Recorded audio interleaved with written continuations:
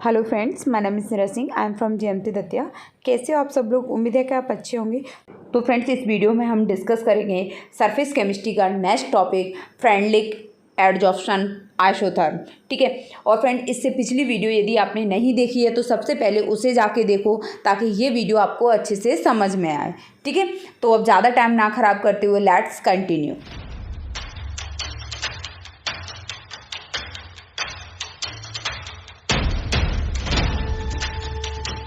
Topic है adsorption isotherm. तो आप देखो, एडजॉर्प्शन आइसोथर्म एक शब्द से हमें पता चल रहा है।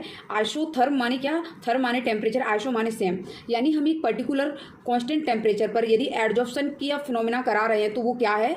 एडजॉर्प्शन आइसोथर्म है। ठीक है। तो देखो क्या हो रहा है कि किसी एक जो गैस है उसको एडजॉर्बेंट के ऊपर एडजॉर्ब कराना किसी पर्टिकुलर टेम्परेचर पर, या कहें constant temperature with some pressure की प्रेजेंस में, तो उसे क्या कहते हैं? एडजॉर्प्शन आइसोथर्म कहते हैं। ठीक है। तो देखो आप इसकी डेफिनेशन देखो। The amount of gas adsorb by the adsorbent with pressure at a constant temperature can be express by means of curve term as adsorption isotherm. ठीक है। अब देखो इसे आप ना ग्राफ से समझो। आप यदि ग्राफ देखो, सबसे पहले ग्राफ क्या है? एडजॉर्प्शन आइसोथर्म का ग्राफ है। ये क्यों है? तो देखो, जैसे कि हमने एक पर्टिकुलर टेम्परेचर ले लिया, वो ले लिया सबसे पहले 195 टेम्परेचर। कितना लिया? 195 टेम्परेचर। ठीक है।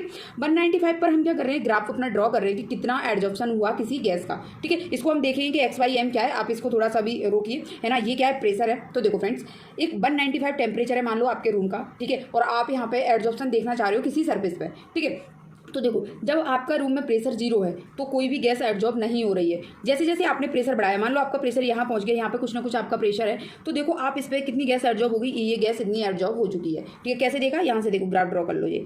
ठीक है, ये वाला। ठीक। अब उसके बाद आता है कि यार हमने प्रेशर और बढ़ाया तो क्या हुआ? तो देखो गैस का जो एडजॉर्प्शन है वो इतना हो गया। ठीक है। फिर हमने कहा कि ये हमारा मैक्सिमम प्रेशर पहुंच गया, तो देखो गैस कितनी है? बहुत इतनी एडजॉर्ब हो गई, यानी मैक्सिमम प्रेशर पर ग्राफ क्या हो गया? अब सेचुरेट हो गया, यानी इतनी गैस एडजॉर्ब हो चुकी है अब यहाँ पे। ठीक है। तो ये ग्राफ हमने क्या 195 केल्विन पे देखा, तो ये क्या हुआ? आइसोथर्म हुआ। अब फिर हमने क्या किया? प्रेशर हम चेंज करते जा रहे हैं, तो जैसे जैसे हम प्रेशर बढ़ा रहे हैं तो एडजॉर्ब होने वाली गैस की मात्रा क्या है? बढ़ती जा रही है। ठीक है। तो ये हुआ फ्रेंड्स क्या? Adsorption isotherm. ठीक है। तो देखो, तो हमने पहले 195 पे देखा, फिर उसके बाद 244 पे देखा। अब क्या हुआ फ्रेंड्स? हमने टेम्परेचर बढ़ा दिया। अब वहीं से प्रेशर उसी तरीके से हम बढ़ा रहे हैं, तो टेम्परेचर बढ़ाने पर गैस का जो एडजॉर्प्शन है वो क्या होता है? कम होता है। हमने अभी देखा था। ठीक है। तो जैसे टेम्परेचर, तो देखो अब जब 244 पे मैक्सिमम कितनी गैस एडजॉर्ब हो रही है? इतनी हो रही है। ठीक है। 273 पे कितनी हो रही है? और कम हो रही है। ठीक है। तो ये क्या हुआ कि जैसे जैसे हमारा क्या है, हम टेम्परेचर बढ़ा रहे हैं तो एडजॉर्ब होने वाली गैस की जो मात्रा है वो भी क्या हो रही है? कम होती जा रही है। ठीक है। तो ये समझ में आया आपको? अब हम देखो एडजॉर्प्शन आइसोथर्म को फ्रेंड्स एक साइंटिस्ट थे, फ्रेंडलिक एडजॉर्प्शन, है ना, फ्रेंडलिक, तो उन्होंने इसको एक्सप्लेन किया, तो जिसे क्या कहते हैं? फ्रेंडलिक एडजॉर्प्शन आइसोथर्म कहते हैं। ठीक है। अब देखो उन्होंने एक इक्वेशन दी, वो क्या कहते हैं? The quantity of gas adsorb, the quantity of gas माने x adsorb by unit mass of adsorbent and किस में रिलेशन है? जो प्रेशर में, एक पर्टिकुलर टेम्परेचर पर। ठीक है। तो फ्रेंड्स, हमको ये जो इक्वेशन है आपको याद रखनी है। और फ्रेंड्स, यहाँ पे जो एन का मान है वो 1 से ज़्यादा होगा, है ना, ऑलवेज। बट सम केसेस में देखो, अभी अपन रेंज देखेंगे, ऐसा नहीं कह सकते। ठीक है। तो मतलब आपको यदि ऐसे पूछे तो कि क्या ये मतलब जो एन का मान है वो 1 से ज़्यादा होता है, तो आपको हाँ करना है कि हाँ होता है, यदि ऐसा स्टेटमेंट आता है तो। ठीक है। क्योंकि यहाँ से ही क्वेश्चन बनेगा इस पर फ्रेंड्स, और न्यूमेरिकल बनाएगा बहुत सिंपल, जो मैं आपको बहुत अच्छे से अभी एक्सप्लेन करूँगी। ठीक है। तो देखो अब हम देखो एक्स क्या है, मैंने आपको बताया X mass of gas adsorb on mass M of adsorbent at pressure P. ठीक है। के और एन, ये अब यहाँ से क्वेश्चन बन सकता है फ्रेंड्स। के और एन क्या है? एक कांस्टेंट है जो किस पे डिपेंड करते हैं? Nature of adsorbent and gas at particular temperature. कोई गैस है वो कितने टेम्परेचर पे है, और एडजॉर्बेंट की नेचर पे डिपेंड करते हैं। ये आपको याद रखना है क्योंकि यहाँ से ये क्वेश्चन पुट हो सकता है। ठीक है, कि ये दोनों कॉन्स्टेंट किस पे डिपेंड करते हैं। ठीक। अब फ्रेंड्स क्या होता है? This curve always seem to approach saturation of high pressure. तो देखो हमने प्रेशर बहुत ज़्यादा किया, तो उसके बाद में क्या हुआ? एक टाइम के बाद एडजॉर्प्शन होना भी बंद हो गया, यानी क्या आ गया? सेचुरेशन आ गया। तो यहाँ पे स्ट्रेट लाइन आ जाएगी इस तरीके से। ठीक है। तो वो इस चीज़ को बता रहा है। अब फ्रेंड्स क्या हुआ कि हम ये जो इक्वेशन थी इसका हम दोनों साइड लॉग लेंगे, तो जब हम इसे लॉग से सॉल्व करते हैं तो हमारे पास इक्वेशन आती है ये। ठीक है। तो यहाँ पे देखो m इंटू एन का formula log m plus N, फिर पावर वाला पन्ने लगाया तो जी 1/n आगे आ जाएगा। तो इस तरीके से ये सॉल्व हो गया है। तो log x/m log k plus 1/n log p। ठीक है फ्रेंड्स, ये इक्वेशन आप निकाल भी सकते हो, बट आप याद रखना। ठीक है। अब देखो हम इस इक्वेशन के लिए फ्रेंड्स ग्राफ ड्रॉ करेंगे, तो वो क्या होता है? तो पहले आपने ना जो है ग्राफ की इक्वेशंस पढ़ी होंगी। ठीक है, स्ट्रेट लाइन के ग्राफ। तो देखो इस इक्वेशन का हम कंपेयर करेंगे y बराबर c प्लस mx से, माने यहाँ पे हमारा इंटरसेप्ट भी पॉजिटिव है और स्लोप भी क्या है? पॉजिटिव है। ठीक है। और बाई एच पे हमारा क्या है? Log x/m। तो x/m अब आपको समझ में आया क्या है? m माने एब्जॉर्बेंट का जो वेट है, x क्या है? एब्जॉर्ब होने वाली गैस की मात्रा है। ठीक है। के क्या कांस्टेंट है, एन भी क्या है, कांस्टेंट है, ठीक है। तो देखो अब हम ये बाई एच पे क्या रखेंगे, लॉग एक्स वाई एम रखेंगे, ठीक है, और लॉग पी को कहाँ रखेंगे अपन, एक्स एच पे रखेंगे। फिर हम इन दोनों के बीच में जो है ग्राफ ड्रॉ करेंगे। तो फ्रेंड्स हमारा एक क्या आएगा, मतलब एक स्ट्रेट लाइन आती है, ठीक है। यहाँ से डॉट डॉट क्योंकि ये जो गैस है वो यहाँ पे ज़्यादा एब्जॉर्ब नहीं हुई, माने देखो हमारा इंटरसेप्ट पॉजिटिव है तो वो इधर से चलेगी अपनी कुछ नेगेटिव से, ठीक है ना। तो देखो अब बात आती है कि सी क्या है, इंटरसेप्ट, तो ये हमारा इंटरसेप्ट है, ठीक है। यहाँ पे हमने लॉग के इंटरसेप्ट रख दिया। फिर आता है कि 1/n क्या है, एम स्लोप को बता रहा है, यानी जिस स्लोप हो गया एम, और स्लोप और क्या होता है फ्रेंड्स, हम लिखते हैं टेन थीटा। तो यहाँ क्यू दिया है तो ये कर लो, क्यू बराबर ये, ठीक है। और टेन थीटा बराबर क्या होता है, लंब बटे आधार, तो बी बटे ए। तो इस तरीके से ये सारी चीज़ें इक्वल हो गई एक दूसरे के, समझ में आई बात, ठीक है। तो यहाँ से आप देखो न्यूमेरिकल पुट होते हैं, मैं आपको बताऊंगी किस तरीके से रहती हैं चीज़ें, ठीक है। अब फ्रेंड्स हम इसमें कुछ टर्मिनोलॉजी देख लेते हैं जिनमें आप मतलब कंफ्यूज हो सकते हैं। तो फ्रेंड्स आप देखो जो लॉग एक्स वाई एम कहाँ पे है, बाई एच पे, और फ्रेंड्स बाई एच को कहते हैं ऑर्डिनेट, क्या कहते हैं, ऑर्डिनेट, ठीक है। और एक्स एच को क्या कहते हैं, एब्सेसिया, ठीक है, एब्सेसिस। तो देखो इन्हें भुज और हिंदी में जो है भुज या अष्ट कुछ ऐसे कहते हैं, तो आप इंग्लिश में याद रखना, क्योंकि ऐसा बोल सकता है कि ऑर्डिनेट एक्सिस पे क्या है, लॉग एक्स वाई एम है, और एब्सेस जो एक्सिस है माने एक्स अच्छा है उस पर क्या है, लॉग पी है। तो ग्राफ कैसा बनेगा, तो हमारा क्या है, इसमें स्ट्रेट लाइन बनेगा, ठीक है। अब बात आती है फ्रेंड्स, स्लोप हमने देख लिया 1/n होता है, इंटरसेप्ट लॉग के होता है। फिर हम देखते हैं कि जो 1/n है इसकी वैल्यू कहाँ होती है। तो फ्रेंड्स देखो इसकी वैल्यू 0 से 1 के बीच में होती है, या इसकी प्रोबेबल रेंज होती है 0.1 to 0.5, ये आपको याद रखना है, ठीक। अब बात आती है फ्रेंड कि हम 1/n बराबर यदि 0 रखते हैं तो एक्स वाई एम क्या आ जाएगा, कांस्टेंट आ जाएगा। क्यों आ जाएगा, क्योंकि फ्रेंड्स देखो हमारे पास एक्स वाई एम बराबर क्या था, के पी की पावर 1/n। तो यहाँ 0 रखेंगे तो पी की पावर क्या होगा, यहाँ पे 0 हो जाएगा, और किसी की पावर 0 क्या होता है, 1। तो एक्स वाई एम बराबर क्या आ जाएगा, के आ जाएगा, ठीक है। तो adsorption in independent of pressure, माने जब हमारे पास 1/n का मान 0 है तो ये जो एडजॉर्प्शन है वो प्रेशर पर डिपेंड नहीं करता है, ठीक है। फिर उसके बाद चलते हैं फ्रेंड्स, यदि 1/n 1 है हमारा, क्योंकि रेंज हमने देखी थी 0 से 1, तो उस पर वैल्यू पुट करके देख रहे हैं। तो यहाँ पे क्या आ रहा है, केपी के बराबर आ रहा है, यानी adsorption very is directly with pressure से वेरी करता है। बट फ्रेंड्स यदि देखो ये मैंने आपको बताया था कि हाई प्रेशर पे ग्राफ हमारा क्या हो जाता है, कॉन्स्टेंट हो जाता है, यानी सेचुरेशन आ जाता है। तो आप याद रखो कि जो फ्रेंडली आइसोथर्म है ना वो हाई प्रेशर पर फेल हो जाता है, वो हाई प्रेशर को एक्सप्लेन नहीं कर पाता। तो this can not explain by friendly isotherm fail at high pressure, ठीक है। तो सब मतलब इस कहते हैं ना कि किसी थ्योरी की क्या उसकी कमी क्या है, डिस्क्रिमिनेट क्या है। तो सबसे पहली वो डिस्क्रिमिनेट वो है कि ये फ्रेंडली आइसोथर्म जो है हाई प्रेशर पे अप्लाई नहीं होता है, ठीक है। चलो अब हम चलते हैं फ्रेंड्स इसके न्यूमेरिकल पे। तो फ्रेंड्स देखो इस पर सबसे सिंपल न्यूमेरिकल बनता है सिर्फ ग्राफ को पूछना डायरेक्ट, मतलब सॉरी पहले तो यही होता है कि यार इसकी इक्वेशन पूछ सकता है, ठीक है। दूसरा इसमें क्या होता है, इसका ग्राफ बोलेगा कि जैसे इसमें बोला है लॉग एक्स वाई एम और लॉग पी के बीच में कैसा ग्राफ मतलब ड्रॉ होता है, तो हम आंसर लगाएंगे कि यार स्ट्रेट लाइन होता है, ठीक है। फिर और क्या पूछ सकता है, तो देखो इस क्वेश्चन में पूछा है एक ठोस की सतह पर गैस के अधिशोषण के लिए लॉग एक्स वाई एम और लॉग पी के मध्य खींचा गया ग्राफ कैसा है, एक स्ट्रेट लाइन है, तो हमें स्लोप क्या होगा। तो फ्रेंड्स हमने देखो इसकी इक्वेशन देगी लॉग एक्स वाई एम बराबर लॉग पी है ना, सॉरी लॉग के प्लस 1/n लॉग पी, ठीक है। तो ये क्या था फ्रेंड्स, हमारे पास स्लोप था, ठीक है। तो स्लोप क्या आंसर आ जाएगा इसमें 1/n, ठीक है। अब देखते हैं हम इसका अनदर ग्राफ जो कि न्यूमेरिकल है पूरा, ठीक है। ये तो थ्योरी जैसा था। तो देखो log X Y M versus log P के बीच में ग्राफ खींचा है हमने, और क्या है एक स्ट्रेट लाइन प्राप्त होती है जहाँ पे स्लोप कितना है 45 है, और इंटरसेप्ट कितना है यानी 0.03 है। तो अतः 0.4 ATM दाब पर अधिशोषण की दर क्या होगी। अधिशोषण की दर का मतलब क्या होता है फ्रेंड्स, हमसे वो पूछ रहा है x/m का मान, समझना ही बात है। अब देखो हम x/m कैसे निकालेंगे। तो ये क्या हुआ फ्रेंड्स, क्या हुआ ये 45 यानी थीटा हो गया हमारे पास, एंगल हो गया, ठीक है। इंटरसेप्ट क्या हो गया हमारे पास में ये, यानी ये लॉग के का वैल्यू हो गई, ठीक है।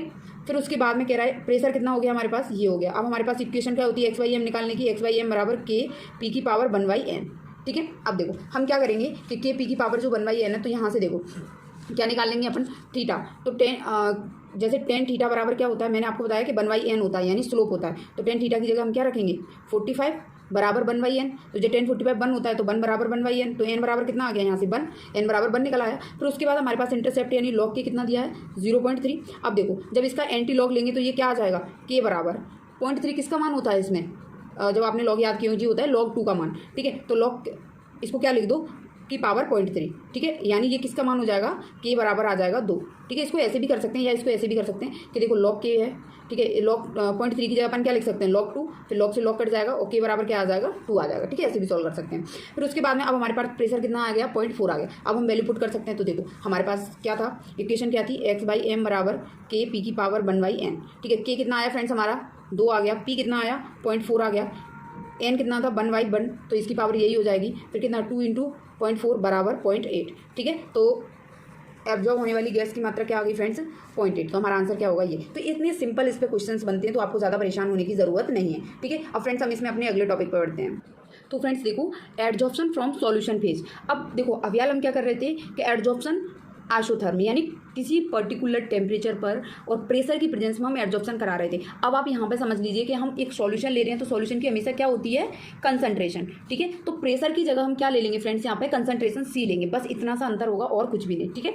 तो आप देखो पहले आप एक जनरल चीज़ समझ लीजिएगा इसके अंदर। तो देखो आप ये समझिए, मैं एक एग्जाम्पल समझा रही हूँ कि जैसे ये कि कंटेनर रहा आपका, ठीक है। इसके अंदर फ्रेंड्स क्या है, मिक्स करके एसिटिक एसिड का सॉल्यूशन है, किसका, एसिटिक एसिड का, ठीक है, एसिटिक एसिड का, है ना। तो अब क्या हुआ फ्रेंड्स, इसके अंदर आपने क्या डाल दिया, चारकोल डाल दिया, क्या डाल दिया, चारकोल डाल दिया। तो क्या हुआ कि ये चारकोल क्या है, एक सॉलिड मटेरियल है, इसके अंदर प्रेजेंट जो ये सॉल्यूट यानी एसिटिक एसिड है, इसको ये चारकोल क्या करेगा, एडजॉर्ब करेगा। तो फ्रेंड्स आप कुछ टाइम बाद देखोगे ना कि इसके अंदर जो एसिटिक एसिड है उसकी कंसंट्रेशन क्या होती जाएगी फ्रेंड्स, कम होती जाएगी, ठीक है। तो ये क्या हो रहा है कि किसी सॉल्यूशन में से किसी सॉल्यूट को कोई भी सब्सटेंस, सॉलिड सब्सटेंस क्या कर रहा है, उसे एडजॉर्ब कर रहा है, ठीक है। तो ये आपको समझना है। तो देखो हमें एनसीईआरटी में भी यही लिखा है, the solution of acetic acid in water is second का मतलब होता है फ्रेंड्स हिलाना या मिक्स करना, कि जब हम एसिटिक एसिड के का कोई सॉल्यूशन है हमारा जो वाटर के साथ में मिलकर बनाया गया है, उसके अंदर यदि हम चारकोल डाल के उसको मिक्स करते हैं यानी हिलाते हैं, तो जिससे क्या होता है, acid is adsorb by charcoal, the concentration of acid decrease in solution,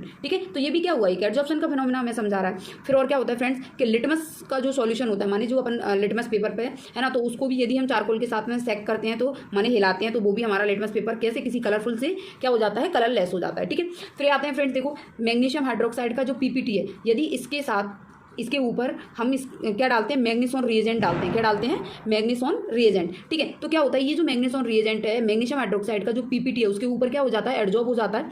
तो फिर ये किसका दिखाई देने लगता है हमको, कलरफुल, यानी ब्लू कलर का हमको दिखाई देने लगता है। कैसे कलर का, ब्लू कलर का, क्योंकि मैग्नीसोन जो रिएजेंट होता है वो होता है फ्रेंड्स ब्लू कलर का, ठीक है। तो फिर हमको ये पीपीटी जो पहले कैसा था, कलरलेस था, वो हमको कलरफुल दिखाई देने लगता है, ठीक है। अब फ्रेंड्स हम देखते हैं एडजॉर्प्शन फ्रॉम सॉल्यूशन फेज के अंदर कुछ कैरेक्टरिस्टिक। तो देखो नॉर्मल जैसे उधर अपन ने पढ़ी थी वही सारी चीज़ें हैं। तो देखो एडजॉर्प्शन जो है डिक्रीज होता है कैसे, टेम्परेचर इंक्रीज करने पर, है ना। एडजॉर्प्शन इंक्रीज होता है कब, सरफेस एरिया बढ़ाने पर। सॉल्यूट की यदि हम क्या करते हैं, कंसंट्रेशन बढ़ाएंगे तब भी क्या होगा, ये बढ़ेगा, ठीक है। तो देखो पहले क्या था, सरफेस एरिया बढ़ाने पर एडजॉर्प्शन क्या होगा, इंक्रीज होगा। और एडजॉर्प्शन किस पर डिपेंड करेगा कि सॉल्यूट कितना है उसके अंदर, उसकी कंसंट्रेशन कितनी है। और extent of adsorption depend upon nature of adsorbent, ठीक है। सॉल्यूट और सॉल्वेंट दोनों पे डिपेंड करता है, ठीक है। तो देखो अब इसके बाद आता है फ्रेंड्स इसकी इक्वेशन क्या होगी। तो मैंने आपको बोला था कि जैसे वहाँ पे प्रेशर होता है ना, वैसे ही यहाँ क्या होती है, कंसंट्रेशन होती है। तो देखो वहाँ की इक्वेशन क्या थी, x/m के p की पावर 1/n, यही तो थी। तो हमने क्या किया, सिर्फ प्रेशर की जगह कंसंट्रेशन ही तो लिखा है बस, और कोई प्रॉब्लम नहीं है। फिर उसके बाद हमने क्या किया, इस इक्वेशन का क्या लिया, लॉग ले दिया, ठीक है। तो हमारे पास ये इक्वेशन आ गई, बस सिंपल। अब उसके बाद में हम जब यदि इसका ग्राफ खींचेंगे तो वही स्ट्रेट लाइन आएगा, वही सारी प्रॉपर्टीज़ रहेंगी, ठीक है। अब देखो अब बात आती है कि तो आप ये ग्राफ भी देख लीजिएगा क्योंकि आप कन्फ्यूज हो गए फिर, ठीक है। तो देखो log x/m, ठीक है ना, क्या हो गया, log x/m, ठीक है। और फिर log कंसंट्रेशन इसके बीच में, तो ग्राफ क्या बनेगा, ये, ठीक है, ये हमारा ग्राफ बनेगा। ये क्या हो गया, इंटरसेप्ट हो गया, ठीक है ना, log k, ठीक है। और यहाँ पे क्या हो गया, ये स्लोप हो गया, ये थीटा, ठीक है ना, समझ में बात। अब चलते हैं देखो और क्या बात है फ्रेंड्स। अब देखो x यहाँ पे क्या निकालेंगे, x कैसे निकालेंगे, ये यहाँ पे एक न्यूमेरिकल के लिए चीज़ें डिफाइन की गई जो मैं आपको देखो अभी न्यूमेरिकल कराऊंगी इसमें। द डिफरेंस इन इनिशियल और final concentration give the value of x। मतलब क्या है कि जैसे मैं मान रही हूँ कि एसिटिक एसिड की कंसंट्रेशन पहले कितनी थी, 10 मोलर थी, ठीक है। फिर उसके बाद में जब चारकोल उसमें मिला दिया तो फिर कितनी होगी, 5 मोलर हो गई, ठीक है। या मान लो चलो 6 मोलर होगी। तो बताओ अब फाइनल में से इनिशियल में से फाइनल को क्या कर दो, डिटेक्ट कर दो, माइनस कर दो, तो कितना बचेगा हमारे पास में, 4 मोलर। तो ये क्या हो चुकी है, उसके अंदर चारकोल के द्वारा एडजॉर्ब हो चुकी है, ठीक है। तो हम निकाल लेंगे इसको इजीली न्यूमेरिकल के लिए, ठीक है। तो हम देखो फ्रेंड्स इसका न्यूमेरिकल देखते हैं पहले। तो फ्रेंड्स देखो क्या कह रहा है क्वेश्चन, 1 ग्राम चारकोल का पृष्ठीय क्षेत्रफल कितना है, 3.02 × 10⁻² मीटर स्क्वायर, ठीक है। वो सॉल्यूशन कितना है, 100 ml है, उसकी मोलरिटी कितनी है एसिटिक एसिड की, 0.5 मोलर, ठीक है। जिसकी सांद्रता कुछ समय बाद कितनी हो जाती है, 0.49 रह जाती है, ठीक है।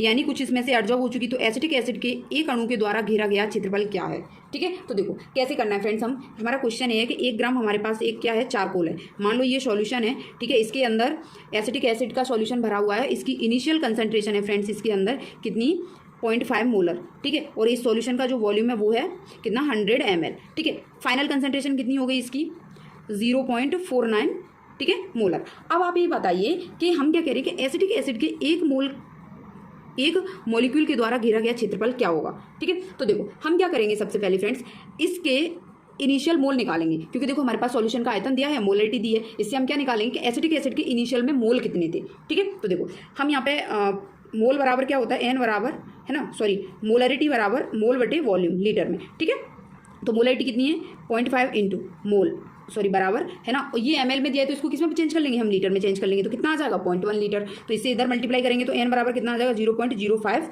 मोल आ गए। कैसे, इनिशियली। ठीक है, कितने आ गए फ्रेंड्स, इनिशियली मोल आ गए। ठीक है, अब उसके बाद हम क्या करेंगे फ्रेंड्स, इसके फाइनल मोल निकाल लेंगे एडजॉर्प्शन के बाद कितने हैं। तो देखो यही फॉर्मूला लगाएंगे m बराबर n बटे v लीटर में, तो ये कितना हो गया 0.49 इंटू आयतन कितना था हमारे पास 0.1 बराबर n, इसको मल्टीप्लाई कर दिया हमने, वैल्यू भी पुट कर दी डायरेक्टली। ठीक है, तो कितना हो गया 0.049, इधर कितने मोल हो गए।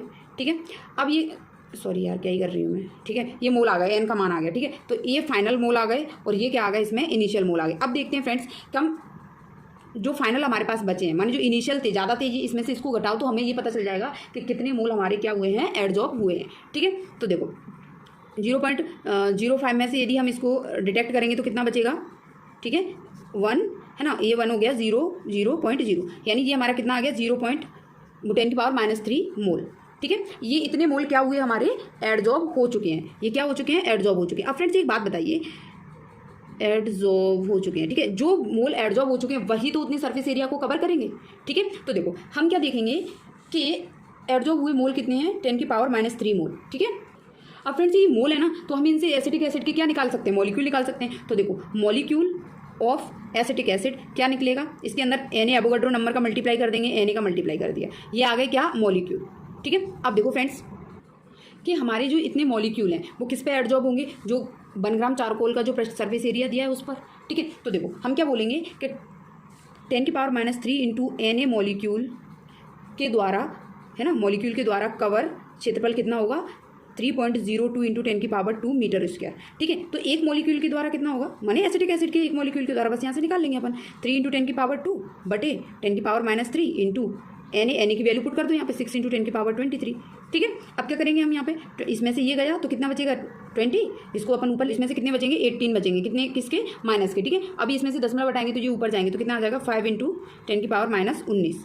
ठीक है, तो देखो हमारा ये आंसर होगा इसमें 2 इंटू 10⁻19 मीटर स्क्वायर। ठीक है, तो आपको ये क्वेश्चन समझ में आ जाए इस थ्योरी के बेस पे। तो देखो फ्रेंड्स ये हमारे दोनों ग्राफ के ऊपर जो डिफिकल्ट थ्योरी थी वो कंप्लीट हो चुकी है। अब हम देख लेते हैं एडजॉर्प्शन की जो एप्लीकेशन है वो फटाफट से। तो देखो friends application of adsorption, production of high vacuum create करने के लिए इसका जो है यूज़ करते हैं हम एडजॉर्प्शन के फिनोमिना का। और फ्रेंड्स हम कहाँ करते हैं, गैस मास्क में। देखो जो मास्क लगाते हैं कि कोई मतलब पॉइजनस गैस है वो हमारे उस पर क्या है एब्जॉर्ब हो जाए, जिसकी वजह से हम क्या करते हैं मास्क यूज़ करते हैं। ठीक है, कंट्रोल इन ह्यूमिडिटी, तो फ्रेंड्स ह्यूमिडिटी को कंट्रोल करने के लिए सिलिका एंड एल्यूमिनियम जेल का यूज़ करते हैं, क्योंकि ये वाटर को क्या कर लेते हैं एब्जॉर्ब कर लेते हैं। आपको ये बात याद रखनी है। Removal of colouring matter from solution, तो देखो फ्रेंड्स जो एनिमल चारकोल का यूज हम फ्रेंड्स देखो सबका जो मैंने आपको बताया था कि शुगर बनाने में करते हैं। ठीक है, फिर आता है हेट्रोजीनस कैटलिस्ट के रूप में यूज़ किया जाता है, जैसे अमोनिया में आयरन एक कैटलिस्ट की तरह काम करता है, मैन्युफैक्चरिंग ऑफ अमोनिया बनाने की विधि में। ठीक है, अभी हम वो चीज़ कैटलिस्ट में देखेंगे। और निकल का यूज़ किया जाता है हाइड्रोजनेशन में। ठीक है, उसके बाद आता है separation of inert gas, inert गैसों को सेपरेट करने के लिए भी हम एडजॉर्प्शन के फिनोमिना का यूज़ करते हैं।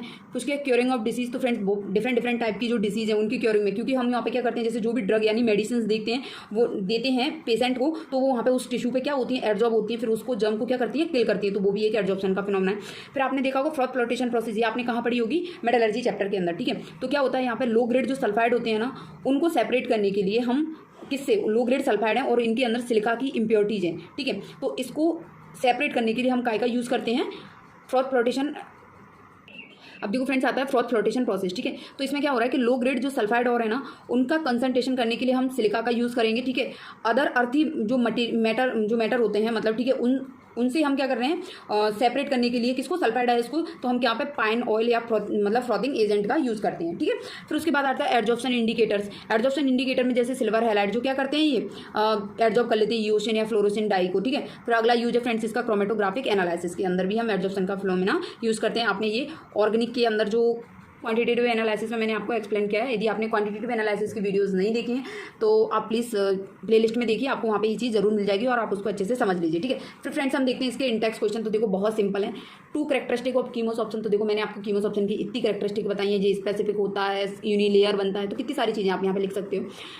Does physisorption decrease in increase temperature बढ़ाने से फिजियोस ऑप्शन डिक्रीज होता है, सही बात है ना, क्योंकि वहाँ पे क्या होता है, जो मॉलिक्यूल्स है उन्हें वीक वंडरवाल फोर्स है, वंडरवाल फोर्स क्या है, वो वीक है तो ईजिली ब्रेक हो जाते हैं।